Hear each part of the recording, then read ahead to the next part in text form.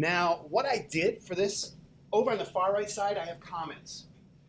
In GarageBand, they have a section for you to write notes. Now, if you're working on a larger composition over a period of time, or with multiple people, you might send this file to somebody, they add in their magic, then they send it back to you, you put in your magic.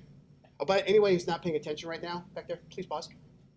I want to avoid questions later when you say, hey, how do I do this? This is when I'm answering those questions.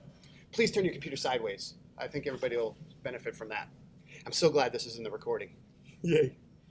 What I have here is this magically perfect little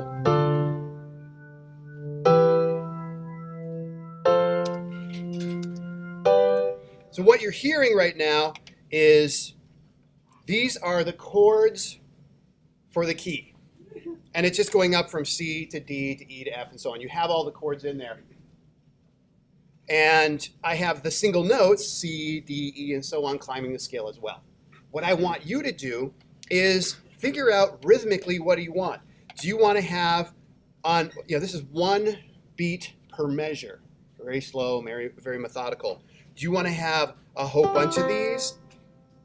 What I mean is if I select them all by just dragging over them and holding, now I was holding down on the mouse key and dragging over. Now I have all three of them. If I hold the Option key, I'm going to drag this over here.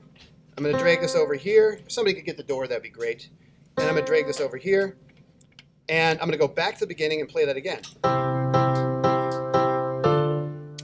You get the feeling. Now, I could speed that up even more if I wanted.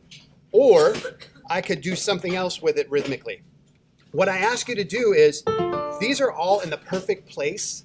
And each note, if you drag over and hover, you'll see which notes make up the chord structure. And what I'm referencing, when we look back on the project, let's click on the project right here. I'm referencing, let's go here, let's move this over. This document that we've been referencing this term.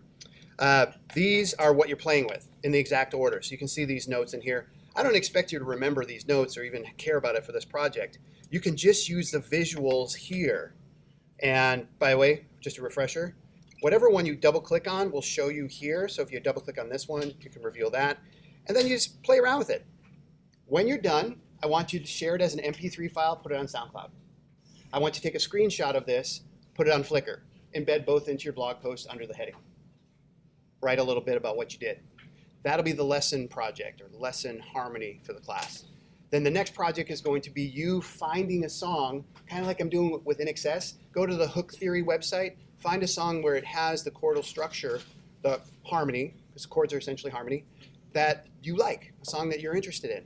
I recommend starting at Hook Theory or Hook Lab just because it doesn't have as much. Then secondary, once you've found that, then you can go find a MIDI file of it, and then you can go on YouTube and find a video of it. I want all three of those things embedded. And again, if you're not sure what to do, I will be handing out the documents so you can reference this to see what media you're going to need for each one of these pieces. And that is it.